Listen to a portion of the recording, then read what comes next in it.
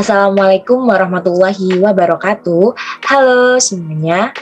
Perkenalkan, saya Karina Dwi Sudaryanti dengan NIM 20191050102 dari Program Studi Perencanaan Wilayah dan Kota Universitas Jember.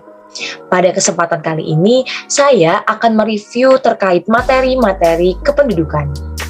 Dalam review materi kependudukan ini terdapat 3 topik bahasan. Yang pertama yaitu pengantar kependudukan, yang kedua yaitu konsep demografi, dan yang ketiga yaitu geografi kependudukan. Memasuki materi pertama yaitu pengantar kependudukan. Ilmu kependudukan. Ruang lingkup ilmu kependudukan dapat dibedakan menjadi 2 kelompok, yaitu analisis demografi atau analisis kependudukan atau demografi formal, di mana lebih menekankan pada perubahan serta variasi penduduk dengan menggunakan teknik demografis tertentu. Di sisi lain, jika berbicara terkait studi kependudukan atau ilmu kependudukan, tidak saja berhubungan terkait komponen maupun variabel penduduk, tetapi juga berbicara terkait hubungan antara perubahan penduduk dengan variabel lain, seperti perubahan kondisi sosial, ekonomi, politik, serta budaya, psikologi, dan geografi. Dalam kita mempelajari sebuah ilmu tentunya memiliki tujuan tertentu, di mana ilmu kependudukan memiliki beberapa tujuan, di antaranya yaitu yang pertama, mempelajari serta memahami kuantitas penduduk di suatu wilayah. Kuantitas penduduk di suatu wilayah dapat dibandingkan dengan wilayah yang lain guna mendapatkan atau mengetahui berbagai kebutuhan sandang, pangan, papan, serta kebutuhan lainnya untuk wilayah yang bersangkutan. Yang kedua, yaitu mempelajari dan memahami perkembangan penduduk di suatu wilayah. Dengan kita memperhatikan atau memperkembangkan kuantitas penduduk di suatu wilayah, maka akan dapat diperkirakan atau dianalisis bagaimana kondisi perkembangan berbagai komponen demografi yang membentuk kuantitas atau jumlah penduduk tersebut. Yang ketiga yaitu mempelajari dan memahami perbandingan dan perbedaan penduduk antara wilayah dengan melakukan perbandingan jumlah penduduk antar wilayah, dan dapat diketahui perbedaan perkembangan berbagai komponen demografi di wilayah masing-masing yang membentuk jumlah penduduk tersebut. Selanjutnya yaitu mempelajari serta memahami penyebab perkembangan penduduk seperti fertilitas, mortalitas, dan migrasi penduduk. Fertilitas, mortalitas, dan migrasi penduduk di suatu wilayah akan dapat digunakan sebagai dasar dalam pembuatan kebijakan yang lebih tepat untuk pengendalian jumlah penduduk pada suatu wilayah. Selanjutnya yaitu terdapat keterkaitan antara analisis kependudukan dengan penduduk, di mana analisis kependudukan terbatas pada studi tentang komponen perubahan penduduk, yaitu fertilitas, mortalitas, dan migrasi. Jadi, dalam analisis kependudukan atau analisis demografi atau demografi formal, dalam kajiannya baik sebagai variabel independen dan variabel dependen, keduanya adalah variabel demografis. Selanjutnya yaitu studi kependudukan tidak hanya tentang komponen perubahan penduduk di mana atau variabel demografis, tetapi juga terdapat hubungan antara perubahan penduduk dengan variabel lain seperti sosial, ekonomi, politik, biologi, dan sebagainya. Dengan demikian, studi kependudukan lebih bersifat interdisiplin. Oleh karena itu, harus terdapat analisis kependudukan dalam mempelajari studi kependudukan, baik bertindak sebagai variabel yang dipengaruhi oleh variabel lainnya, seperti halnya sebagai variabel terpengaruh atau dependen variabel, maupun sebagai variabel yang mempengaruhi variabel lainnya, yaitu variabel pengaruh atau variabel bebas atau independen variabel. Memasuki materi yang kedua yaitu terkait konsep demografi. Demografi sendiri merupakan gabungan dari 2 kata yang berasal dari bahasa Yunani yaitu kata demos dan graphein yang artinya rakyat dan tulisan. Jadi apabila digabungkan kedua kata tersebut memiliki arti yaitu setiap tulisan mengenai rakyat atau kependudukan manusia. Selain itu, demografi juga mempelajari terkait struktur dan proses penduduk dalam suatu wilayah. Struktur penduduk meliputi jumlah, persebaran, dan komposisi penduduk. Struktur penduduk ini selalu berubah-ubah dan perubahan tersebut disebabkan karena proses demografi, yaitu adanya kelahiran atau fertilitas, kematian atau mortalitas, dan migrasi penduduk. Dalam demografi penduduk sendiri terdapat ruang lingkup, yaitu demografi bisa digunakan secara bersama-sama dengan keilmuan lain seperti ekonomi, sosiologi, geografi, psikologi, politik, kesehatan, dan lainnya. Sehingga ilmu demografi dapat diimplementasikan, yaitu disebut interdisiplin atau interdisciplinary science. Tujuan dari mempelajari demografi. Yang pertama, mempelajari jumlah komposisi dan distribusi penduduk serta perubahan-perubahannya di suatu daerah tertentu. Yang kedua, menjelaskan pertumbuhan penduduk di masa lampau dan mengestimasi pertumbuhan penduduk di masa yang akan datang. Yang ketiga, mengembangkan hubungan sebab akibat antara perkembangan penduduk dengan berbagai aspek pembangunan sosial, ekonomi, budaya, politik, dan keamanan. Selanjutnya yaitu mempelajari dan mengantisipasi kemungkinan-kemungkinan terkait konsekuensi pertumbuhan penduduk di masa yang akan datang.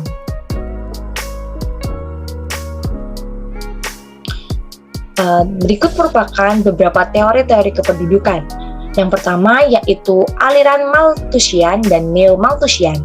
Aliran Malthusian dipropori oleh Thomas Robert Malthus, seorang pendeta Inggris pada tahun 1766 hingga 1834, di mana Malthus menyatakan bahwa penduduk seperti juga tumbuh-tumbuhan dan binatang, apabila tidak ada pembatasan, maka akan mudah berkembang biak dan memenuhi beberapa bagian dari permukaan bumi ini dengan cepat. Selanjutnya yaitu aliran Neo-Malthusians. Kelompok Neo-Malthusians merupakan kelompok yang menyokong aliran Malthus tetapi lebih radikal. Aliran ini menganjurkan penggunaan cara preventive checks seperti pembangunan alat kontrasepsi guna mengurangi jumlah penduduk. Yang kedua yaitu aliran Marxist. Aliran Marxist dipelopori oleh Karl Marx dan Friedrich Engels. Aliran ini tidak sependapat dengan teori Malthus bahwa manusia akan mengalami kekurangan bahan pangan jika tidak dilakukan pembatasan terhadap pertumbuhan penduduk. Selanjutnya yaitu terdapat beberapa teori kependudukan mutakhir. Yang pertama yaitu teori fisiologi dan sosial ekonomi. Menurut Mill, jika pada suatu waktu di suatu wilayah terjadi kekurangan bahan makanan, maka keadaan ini hanyalah bersifat sementara dan dapat dipecahkan dengan dua kemungkinan, yaitu mengimpor bahan makanan atau memindahkan sebagian penduduk wilayah tersebut ke wilayah lain. Selanjutnya, menurut Arsène Dumont, melalui artikelnya yang berjudul Depopulation and Civilization, menyatakan teori penduduk baru yang disebut dengan teori kapilaritas sosial. Kapilaritas sosial mengacu pada keinginan seseorang guna mencapai kependudukan yang tinggi di masyarakat. Konsep ini dibuat berdasarkan atas analogi bahwa cairan akan naik pada sebuah pipa kapiler. Selanjutnya yaitu Emil Durkheim. Ia berpendapat bahwa pada suatu wilayah dengan kepadatan penduduk yang tinggi sebagai akibat dari tingginya laju pertumbuhan penduduk akan timbul persaingan di antara penduduk guna dapat mempertahankan hidup. Dalam usaha menenangkan persaingan tersebut, setiap orang akan berusaha guna meningkatkan pendidikan serta keterampilan dan mengambil spesialisasi tertentu. Selanjutnya yaitu terdapat pendapat terkait misal Thomas Sadler dan Dup-Liday. Teori Dup-Liday hampir sama dengan teori Sadler, hanya titik tolaknya berbeda. Kalau Sadler mengatakan bahwa daya reproduksi penduduk berbanding terbalik dengan tingkat kepadatan penduduk, maka Doubleday berpendapat bahwa adanya reproduksi penduduk berbanding terbalik dengan bahan makanan yang tersedia. Jadi, kenaikan kemakmuran menyebabkan turunnya daya reproduksi manusia. Jika suatu jenis makhluk diancam bahaya, mereka akan mempertahankan diri dengan segala daya yang mereka miliki. Mereka tentunya akan mengimbanginya dengan daya reproduksi yang lebih besar. Selanjutnya yaitu teori teknologi. Menurut ahli futurologi Herman Kahn pada tahun 1976, beliau mengatakan bahwa negara-negara kaya akan membantu negara-negara miskin dan pada akhirnya kekayaan itu akan jatuh kepada orang-orang miskin. Dalam beberapa dekade ini, tidak akan terjadi lagi perbedaan yang mencolok antara umat manusia di dunia ini. Next. Memasuki materi yang ketiga, yaitu terkait geografi penduduk. Geografi penduduk merupakan salah satu cabang ilmu geografi manusia yang mempelajari tentang perbedaan serta persamaan aktivitas manusia dalam ruang sebagai hasil dari interaksi antar manusia dalam memanfaatkan lingkungannya. Menurut Kerkle, tahun 1972, geografi penduduk mempelajari penduduk yang menyangkut terkait distribusinya, komposisinya, dan pertumbuhannya pada ruang yang bervariasi serta keterkaitan dengan wilayah tersebut pada suatu waktu tertentu. Geografi penduduk memiliki ruang lingkup, di mana ilmu geografi penduduk memiliki batasan dalam mengkaji, menganalisis, serta mengidentifikasi perbedaan serta persamaan suatu persoalan aktivitas manusia pada suatu ruang wilayah. Dalam teknik mengkaji, menganalisis, serta mengidentifikasi pada ilmu geografi penduduk menggunakan ketiga pendekatan geografi tersebut, sekaligus menjadi alasan pembeda antara geografi penduduk dengan ilmu kependudukan yang lain, seperti demografi, antropologi sosial, serta geografi sosial. Masalah kependudukan erat kaitannya dengan hubungan manusia sebagai anggota masyarakat maupun perorangan individu. Karena itu, pengetahuan tentang kependudukan perlu diketahui oleh peserta kuliah geografi penduduk. Kependudukan merupakan sumber berita yang tak pernah kering. Berita yang menyangkut terkait kependudukan selalu harus didukung oleh data berupa jumlah maupun angka yang bersifat kuantitatif. Para ahli geografi penduduk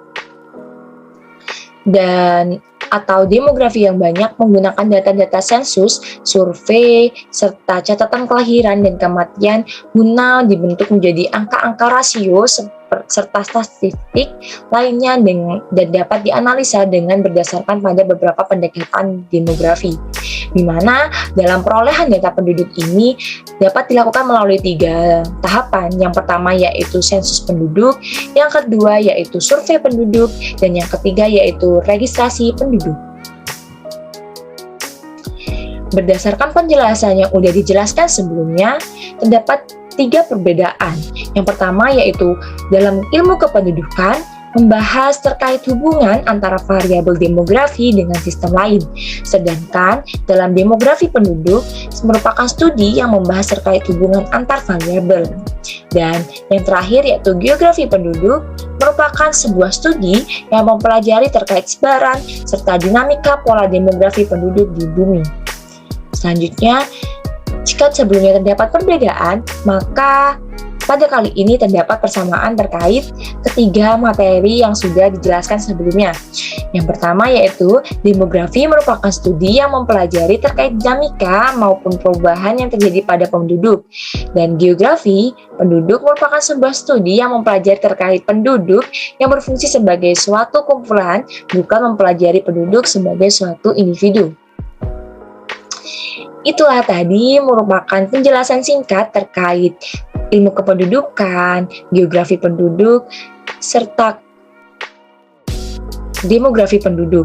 Apabila ada kesalahan dan hal yang kurang berkenan, mohon dimaafkan. Wabillahi taufiq wal hidayah. Wassalamualaikum warahmatullahi wabarakatuh. See you next project. Bye-bye.